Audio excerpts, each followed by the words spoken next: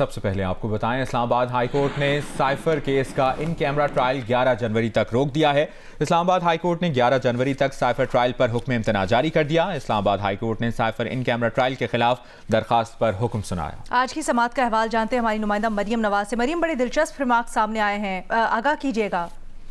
जी, Islamabad high court में cipher in camera trial से मुतालिक के खिलाफ जो दरख्वास्तें थी उन पर समाअत हुई और इस केस की समाअत के दौरान जो इन कैमरा ट्रायल हो रहा है साइफर का, उससे मुतालिक सवालात उठाए इस्लामाबाद हाई कोर्ट के जज ने। और उन्होंने ये कहा कि जब पहले ही इस्लामाबाद हाई कोर्ट ये करार दे चुकी है कि साइफर का ट्रायल ओपन होगा तो फिर उसको ओपन क्यों नहीं किया गया, जिस पर अटॉर्नी जनरल ने अदालत को ये बताया कि जो 21 दिसंबर तक का ट्रायल था, यानी 15 से 21 दिसंबर के दरमियान, उसमें 13 गवाहान के बयानात इन कैमरा रिकॉर्ड किए गए और अगर अदालत हुक्म देगी तो फिर उन बयानात को दोबारा से रिकॉर्ड कर लेंगे। लेकिन जो 4 गवाहान हैं जिनका के ताल्लुक दफ्तर खारजा से है और वो साइफर सिक्योरिटी सिस्टम पर मामूर हैं, उनके बयानात इन कैमरा ही होंगे क्योंकि ये प्रोसिक्यूशन की इस्तदा है। इसके बाद अदालत को जब ये बताया गया कि जिन गवाहान से मुतालिक ये कहा जा रहा है कि उनके बयानात इन कैमरा होने चाहिए, उनके बयानात पहले ही पब्लिक हो चुके और सर्टिफाइड कॉपी उनकी जारी की जा चुकी है, ये बात जो बानी पीटीआई के वकील हैं सलमान अकरम राजा, उन्होंने अदालत को बताई। और जिसके बाद जो इस्लामाबाद हाई कोर्ट के जज समाअत कर रहे थे इस केस की, उन्होंने हैरानगी का इजहार किया और ये कहा कि ऐसा कैसे हो सकता है कि जज ने एक खुफिया जो इन कैमरा बयानात थे उनको इस तरह से सर्टिफाइड कॉपी की सूरत जारी कर दिया। फिर अदालत ने ये कहा कि इस केस में मुनासिब हुक्म करेंगे और फिर तकरीबन 1.5 घंटे के बाद इस पर हुक्म इम्तना आ गया और ये कहा गया कि 11 जनवरी 2024 तक जो साइफर का ट्रायल है वो रोका जाए, उस पर हुक्म इम्तना दे दिया गया है और अब 11 जनवरी को अदालत दोबारा ये समाअत करेगी। अच्छा मरियम, थोड़ा सा ये भी वाज़ेह कीजिएगा, ये रिपोर्ट हो रहा है कि ऐसी कोई बात हुई या जज की तरफ से रिमार्क्स आए कि मुल्जिम को बेल मिल चुकी लेकिन ट्रायल जारी है, ये वाज़ेह हो गया या वजाहत हो गई, ये किस कॉन्टेक्स्ट में बात हुई और किस कॉन्टेक्स्ट में ये रिमार्क्स दिए गए? जी, सुप्रीम कोर्ट के फैसले का हवाला देते हुए पहले जो जज समाअत कर रहे थे उन्होंने ये सवाल किया कि सुप्रीम कोर्ट का जो फैसला आया है वो क्या है। और उन्होंने कहा कि सुप्रीम कोर्ट के सामने जो केस था उसमें ये वाज़ेह हो गया है कि नाकाफी शवाहिद थे जो मुल्ज़िमान हैं उनके खिलाफ और सुप्रीम कोर्ट ने इसी बुनियाद पर जो जमानत है वो दोनों मुल्ज़िमान को दी है, यानी शाह महमूद कुरैशी और बानी पीटीआई को, और उनकी जो जमानत है उससे मुताबिक जो फैसला है सुप्रीम कोर्ट का, उस पर जज ने कहा कि उनका माइंड काफ़ी क्लियर हो गया है, उनको वजाहत हो गई है कि ये केस है क्या। उन्होंने अटॉर्नी जनरल को मुखातिब करके भी ये कहा कि मेरा माइंड टोटली क्लियर हो चुका है इस केस के ऊपर और इसके अंदर जो अब कानूनी नकात या कानूनी सवालात उठाए जा रहे हैं उन पर दोबारा समाअत 11 जनवरी को करेंगे। बहुत शुक्रिया आपका मरियम नवाज, आपने अपडेट किया।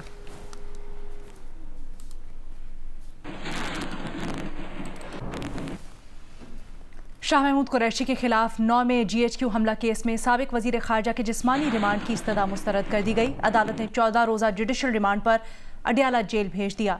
दौरान समाअत शाह महमूद कुरैशी ने हथकड़ियों में जकड़े हाथ बुलंद करके जज को दिखाए। शाह महमूद कुरैशी ने अदालत को बताया कि उन्हें एक हुक्मनामे के बाद गिरफ्तार किया जाता है, फिर ऑर्डर वापस लिया जाता है। तफसील जानते हैं नुमाइंदा जियो न्यूज़ हैदर शिराजी से। हैदर, क्या तफसील है आपके पास? जी, रावलपिंडी की अदालत में पीटीआई के वाइस चेयरमैन शाह महमूद कुरैशी के खिलाफ ड्यूटी मजिस्ट्रेट सैयद जहांगीर अली ने 9 मई GHQ हमला केस की समाअत की और इसके सिलसिले में पीटीआई रहनुमा शाह महमूद कुरैशी को हथकड़ियां लगाकर अदालत में पेश किया गया, जिस दौरान शाह महमूद कुरैशी के वकील ने मौजूद जज को बताया कि हथकड़ियां अभी भी लगी हैं, जिस पर अदालत ने हुक्म दिया कि उनकी हथकड़ियां खोली जाएं। इसी दौरान प्रोसिक्यूटर की जानिब से शाह महमूद कुरैशी के 9 मई GHQ हमले के अलावा 12 दीगर मुकदमात का हवाला दिया गया कि 12 दीगर मुकदमात में भी शाह महमूद कुरैशी की गिरफ्तारी डाल दी गई है। जिसके बाद 9 मई के GHQ हमला केस की समाअत हुई, जिसमें शाह महमूद कुरैशी ने आज अदालत को ये बताया कि वो गुज़श्ता रोज उन्हें सुप्रीम कोर्ट के साइफर केस के फैसले के बाद रहा किया गया था, लेकिन उसके बाद पहले 3 MPO के तहत गिरफ्तारी का एक हुक्मनामा जारी किया गया, फिर سے واپس کیا گیا، جس کے بعد انہیں 9 مئی واقعات کے تناظر میں FIR کے بعد گرفتار کیا گیا۔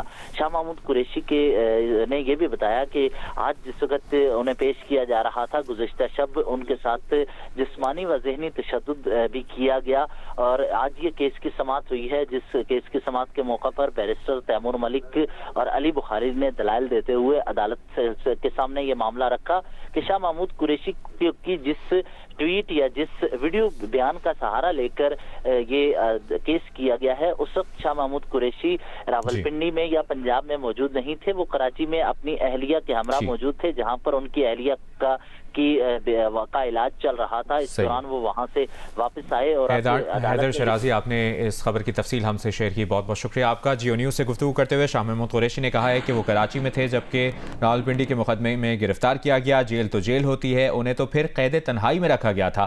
آپ خود دیکھ لیں یہ کس حد تک ذہنی اور جسمانی تشدد کا نشانہ بناتے ہیں۔ شاہ محمود قریشی نے کہا کہ وہ وزیر خارجہ رہے، پاکستان کا مقدمہ لڑا، لیکن ایسا رویہ اپنایا گیا۔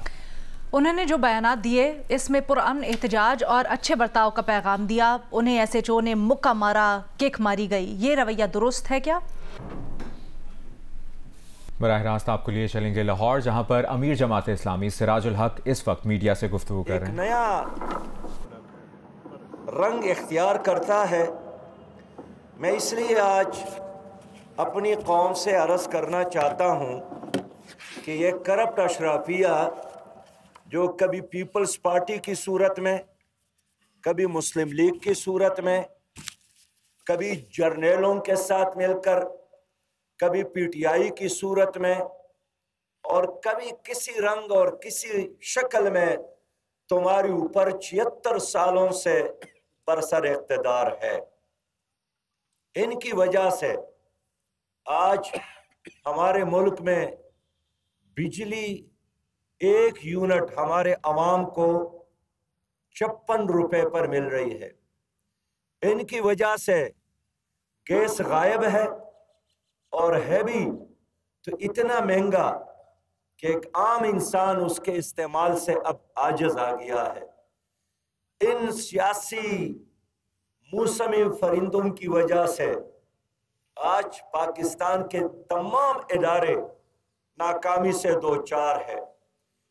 ہمارا عدلیہ نظام تباہ ہو گیا، نیب احتساب کا ادارہ ہے وہ ناکام ہو گیا، مقننہ قانون سازی کا ادارہ ہے وہ ناکام ہو گیا، ہمارے جو بنیادی صنعتی یونٹ تھے وہ ناکام ہو گئے، حتیٰ کسی زمانے میں PIA ساری دنیا میں پاکستان کا ایک پہچان تھا، وہ خسارے کا شکار ہو گیا، سٹیل مل تباہ ہو گیا، PTCL تباہ ہو گیا، وابڈا تباہ ہو گیا، اور اس سیاسی اشرافیہ کی وجہ سے آج پاکستان اپنے پڑوسی ممالک سے پیچھے رہ گیا ہے۔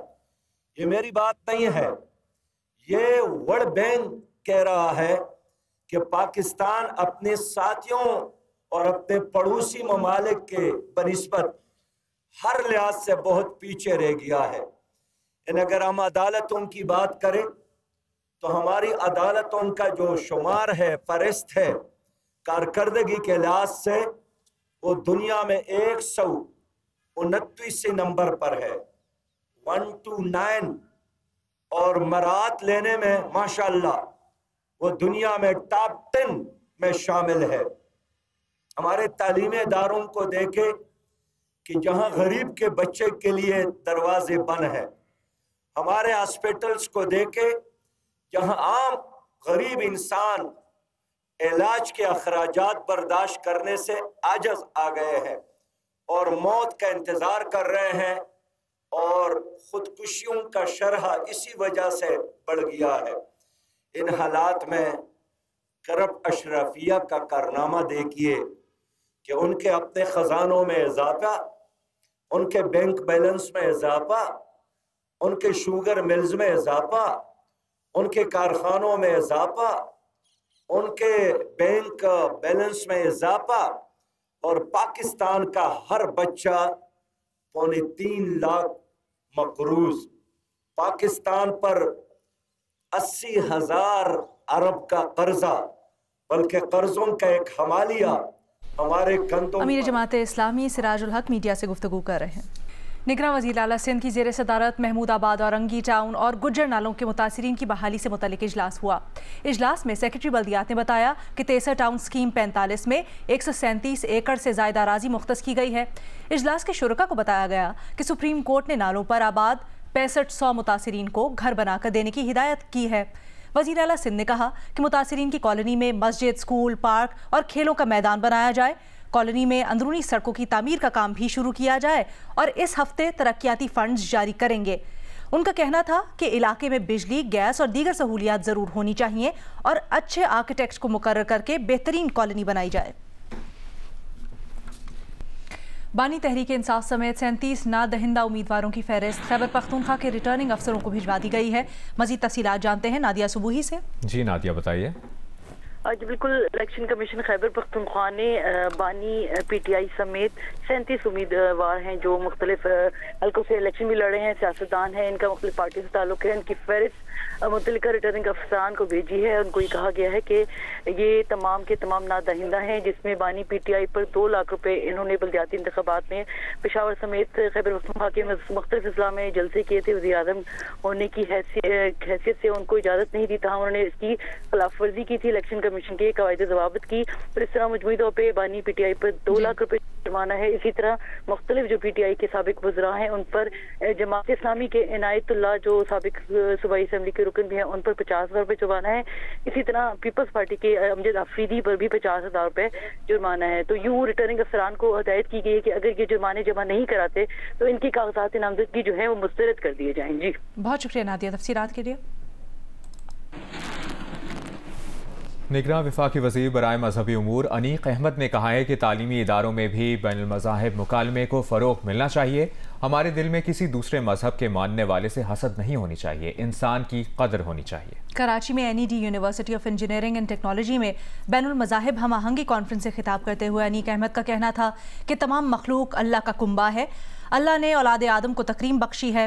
नबी अकरम सल्लल्लाहु अलैहि वसल्लम की हदीस का मफहूम है कि एक इंसानी जान की हुर्मत हजरा अस्वद की हुर्मत से बढ़कर है।